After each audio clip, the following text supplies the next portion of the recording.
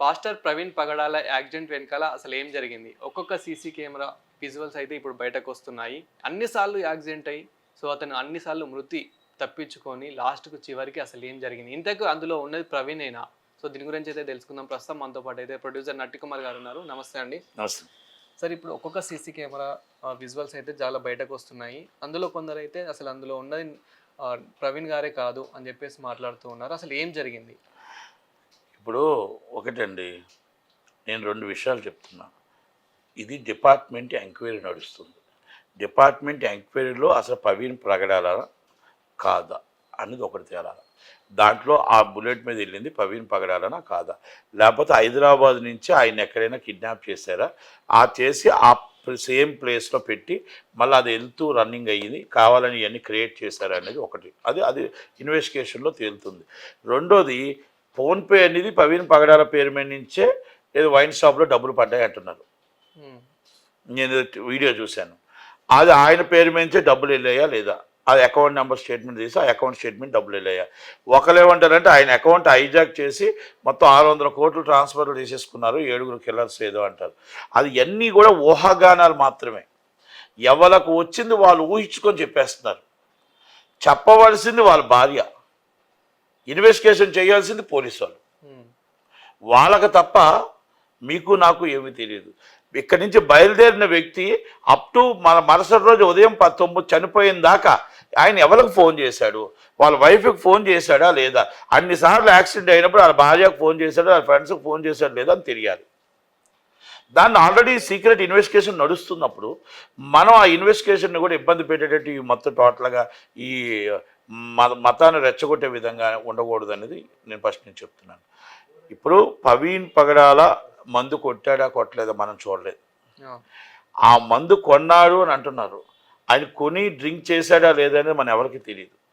తెలియనప్పుడు మాట్లాడడం వేస్ట్. ఎందుకంటే అది మనం కొన్నాడు, ఎందుకు కొన్నాడో, దేనికి కొన్నాడో, ఇప్పుడు ప్రతిదానికి కూడా ఒక ఆన్సర్ ఉంటుంది.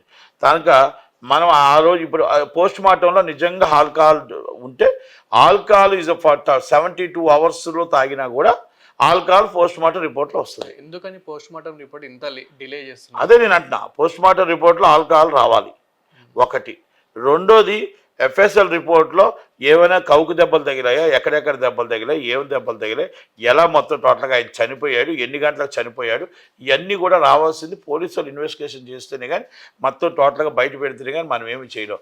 ఇప్పుడు కొంత పోలీసు వాళ్ళు వదులుతున్నారు సీసీ ఫుటేజ్, కొంతమంది బయట వదులుతున్నారు, ఇష్టం వచ్చినట్టు వదిలేసి ప్రవీణ్ పగడాల గారిని ఈ మత సామరస్యానికి రెచ్చగొడుతున్నారేమో అని నాకు అనిపిస్తుంది. నేను ఎందుకంటున్నానంటే ఆయన క్రైస్తవులకి ఒక బోధకుడు. ఆయన అతర కులాలని కూడా కొంచెం కించపరిచే విధంగా కొన్ని వీడియోస్ ఉన్నాయి. వాళ్ళు దాని మీద రియాక్ట్ అయిన రోజులు కూడా ఉన్నాయి. నేను చెప్తున్నాను కదా, రియాక్ట్ అవ్వచ్చు, మీరు రియాక్ట్ అవ్వడంలో తప్పులేదు. కానీ ఎప్పుడు రియాక్ట్ అవ్వాలి? చనిపోక ముందు రియాక్ట్ అయ్యారు, ఓకే ఏదైనా జరిగింది, అది మర్డరా యాక్సిడెంట్ అనేది డిస్కషన్ తర్వాత విషయం. ఫస్ట్ దాని మీద కొంతమంది రెచ్చగొట్టే వీడియోలు పెట్టడం కరెక్ట్ కాదు. ఇప్పుడు ఎస్, ఆ అబ్బాయి ఎవరో పెట్టారు, మేమే వేస్తాం, మా హిందువులు వేస్తాం అని ఒకటి, అదొక మరీ చాలా, అంటే అలాంటి వాళ్ళ మీద దేశద్రోహం కేసు పెట్టాలి. ఎందుకంటే రెచ్చగొట్టే విధంగా ఆ వీడియోలు రెచ్చగొట్టే విధంగా ఉన్నాయి, దేశద్రోహం కేసు పెట్టాలి నెంబర్ 1. నెంబర్ 2, ఒక ఆమె పగిలిందంటే చనిపోయే వ్యక్తి దేవుడితో సమానం అని అంటాం మనం. చనిపోయే వ్యక్తి దేవుడి దగ్గరికి వెళ్ళారు అంటాం. ఆ చనిపోయిన వ్యక్తిని నువ్వు ఏలాకోలం చేయడం అనేది నువ్వు ఏలాకోలం చేస్తుంది కాదమ్మా, నువ్వు మొత్తం ఎంతేరు మతానికి అంటిస్తున్నావు. అంటే జై శ్రీరామ్ అన్నావు, ఇక్కడ ఏమవుతుందంటే నువ్వు ఎంటైర్ మతానికి నువ్వు అంటించావు, తప్పది. నీ అభిప్రాయం ఉంది కదా, నీ వ్యక్తిగత అభిప్రాయం నువ్వు చెప్పుకో. నువ్వు మతానికి నువ్వు అంతగట్టి జై శ్రీరామ్ అని చెప్పి నువ్వు ఆ విధంగా వ్యంగ్యంగా మాట్లాడితే క్రిస్టియన్స్ కూడా వాళ్ళు అలాగే మాట్లాడుతున్నారు. వాళ్ళు మాట్లాడి, మీరు మాట్లాడి, ముస్లిమ్స్ మాట్లాడితే ఇది మత సామరస్యానికి ప్రాబ్లం వస్తుంది. కానీ మతాన్ని రెచ్చగొట్టే విధంగా ఉన్నాయి. నేను ఒకటే చెప్తా, మీరు చేసినా వీళ్ళు చేసినా చట్టానికి ఎవరు అతిథులు కాదు. చట్టానికి కంపల్సరీ తప్పు చేస్తే శిక్ష పడాల్సిందే.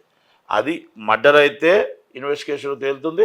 ఆ ఇన్వెస్టిగేషన్ అయిన తర్వాత తప్పు జరిగితే అప్పుడు మీరు రియాక్ట్ అవ్వండి. నేనేమంటానంటే వాళ్ళు మిస్సెస్ ముందు రియాక్ట్ అవ్వాలి. ఆమె ఏమంటుంది, క్షమించాను అని ఒక ప్రెస్ మీట్ పెట్టింది. ప్లస్ రెండో ప్రెస్ మీట్ ఏంటి, ఇన్వెస్టిగేషన్ మీద నమ్మకం ఉంది, నాకు ఎవరు కూడా రాజకీయం చేయొద్దు అంటుంది. ఈ రెండు ఓకే. ఈ వీడియోల మీద క్లారిటీ ఇవ్వాల్సిన బాధ్యత ఆమెకు ఉంది. ఎవరైనా సరే హస్బెండ్ భార్యకి 11 గంటలకు వెళ్తేప్పుడు మరుసటి రోజు 9:40 దాకా ఫోన్ చేయరు అంటే తప్పు. యాక్సిడెంట్ అయింది, 2 దగ్గర యాక్సిడెంట్ అయింది అంటప్పుడు మరి నిజంగా ఆ ఫోన్ చేసి ఉండాలి. మరి ఎందుకు ఫోన్ చేయలేదు? ఆ యాక్సిడెంట్ దగ్గర ఎవరు రాకపోవడం ఏంటి, ఎవరో మొత్తం రావడం ఏంటి, మళ్ళీ కూర్చోబెట్టడం ఏంటి, మళ్ళీ స్టార్ట్ అవ్వడం ఏంటి, మళ్ళీ వెళ్ళిపోవడం ఏంటి, మళ్ళీ ఒక టీ తాగడం ఏంటి, ఎస్ఐ గారు కూర్చోబెట్టడం ఏంటి, మళ్ళీ వెళ్ళడం ఏంటి? ఏవి యాక్సిడెంట్లు అవ్వకుండా ఐజీ గారు చెప్పిన ప్రకారం ఎక్కడ యాక్సిడెంట్ అవ్వలేదు అంటారు. యాక్సిడెంట్ అవ్వకుండా 7 అడుగులు లోతులో పడిపోవడం ఏంటి, ఆయన చనిపోవడం ఏంటి? ఇవన్నీ అనుమానాలు తావుతీస్తున్నాయి. కనుక ఇన్వెస్టిగేషన్ నడుస్తుంది కాబట్టి మనం అందరం సహకరించాలి. మీకేమనిపించింది ఆ సీసీటీవీ ఫోటేజ్ చూస్తే? మీకు ఎలా అనిపించింది? ఫేక్ అనిపించిందా, రియల్ అనిపించింది? నాకు రియల్గా అది ఫేక్ అనేది ఇప్పుడు మనం ఏం మాట్లాడటానికి ఉండదు. ఎందుకంటే ఏది మాట్లాడినా పోస్ట్ మార్టం రిపోర్ట్ రావాలా, ఎఫ్ఎస్ఎల్ రిపోర్ట్ రావాలా, పోలీసులు ఒక నిర్ధారణకు వచ్చి ఒక ఇన్వెస్టిగేషన్కి వస్తేనే కానీ మనం ఏం మాట్లాడకూడదు. ఎందుకంటే ఇన్వెస్టిగేషన్ ఆఫీసర్ని మనం హైజాక్ చేయకూడదు. ఇన్వెస్టిగేషన్ ఆఫీసర్కి మనం సహకరించాలని తప్ప మనం ఇన్వెస్టిగేషన్ చేయకూడదు. మన ఊహాగానాలతో మనం చెప్పకూడదు. వాళ్ళు కొన్ని నిజాలు, కొన్ని కొన్ని ఆపుతారు. కొన్ని ఆపి అన్ని ఇన్వెస్టిగేషన్ చేసుకున్నాక కొన్ని వాళ్ళకి కొంచెం అది ప్రాబ్లం అవుతాయి. కొన్ని ఇలాంటి సెన్సిటివ్ విషయాల్లో ప్రాబ్లం అవుతాయి. కాబట్టి దాని మీద ఏది ఏమైనా ఇన్వెస్టిగేషన్ పోలీసులు ఒక నిర్ధారణకు వచ్చిన దాకా మనం ఏమీ మాట్లాడటానికి ఉండదు. కానీ వాళ్ళ వైపు మాట్లాడవచ్చు, వాళ్ళ వైపు డౌట్ క్రియేట్ చేయొచ్చు. వాళ్ళ వైపు నిజంగా వైన్లో తాగే అలవాటు ఉందా లేదా అని చెప్పాల్సిన బాధ్యత యావత్ క్రైస్తవ సమాజానికి చెప్పాల్సిన బాధ్యత ఉంది ఆమెకి. Is a fact. ఆమె చెప్పాలి, క్రైస్తవ సమాజానికి ఆమెకు మెసేజ్ ఇవ్వాలి. మా హస్బెండ్ మందు తాగరు, అలవాటు లేదు, అది కే పాల్ గారు చెప్పడం కాదు, ఆమె చెప్పాలి. మా హస్బెండ్ ఇది కాదు, ఈ వీడియో కాదు, ఇది ఫేక్ వీడియో, ఇలాంటి తప్పుడు సమాచారం చూపిస్తున్నారు, దయచేసి తప్పుడు సమాచారం మార్కెట్లోకి వస్తుంది, ఇది ఖండిస్తున్నాను నా మాట చెప్పకుండా దయచేసి రాజకీయం చేయొద్దు అని అంటున్నారంటే అసలు నాకు అర్థం కాని విషయం. ఇమీడియట్గా ఆమె రియాక్ట్ అవ్వాలి. క్రైస్తవ సమాజానికి ఆమె ఒక మెసేజ్ పంపించాలి. ఆయనకు మందు అలవాటు ఉందా లేదా? అలవాటు ఉంటే ఓకే, ప్రతి వారికి ఒక్కొక్క డిఫరెంట్ అలవాట్స్ ఉంటాయి, తప్పేం లేదు దాంట్లో.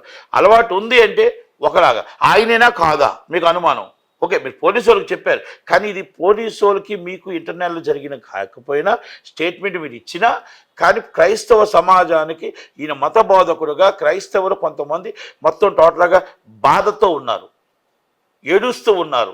ఒక క్రైస్తవ బోధకుడు, మతం క్రైస్తవుల కోసం పోరాడే వ్యక్తి చనిపోయాడా, చంపబడ్డా, ఏంటి వైన్స్లని అదే అని ఇదని తీసుకొస్తున్నారు, దేవుణ్ణి అవమానపరుస్తున్నారని చాలామంది వస్తున్న ఆలోచనని మనం మాట్లాడాల్సి నివృత్తి చేయవలసిన బాధ్యత మన మీద ఉంది. కాబట్టి మీరు క్రైస్తవ ప్రవీణ్ గారి మిస్సెస్గా, ఒక సేవకురాలుగా ఆయన ఇమ్మీడియట్లీ మీరు మెసేజ్ పంపించవలసిన బాధ్యత మీ మీద ఉందనేది నా ఉద్దేశం.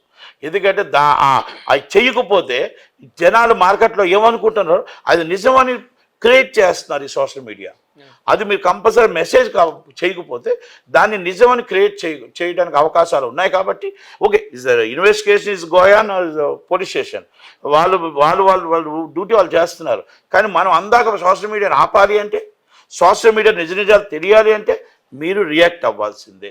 మీరు రియాక్ట్ అయ్యి ఆ వైన్స్ కోసం, యాక్ట్ కోసం, ఆయన కోసం, ఆయన చరిత్ర కోసం ఎన్ని గంటలకు వెళ్ళారు, ఎలాగెళ్ళారు చెప్పాల్సిన బాధ్యత మీకు ఉందనే ఉద్దేశంతో, క్రైస్తవ సమాజానికి తెలియపరచాలనే ఉద్దేశంతో నేను రిక్వెస్ట్ చేస్తున్నాను.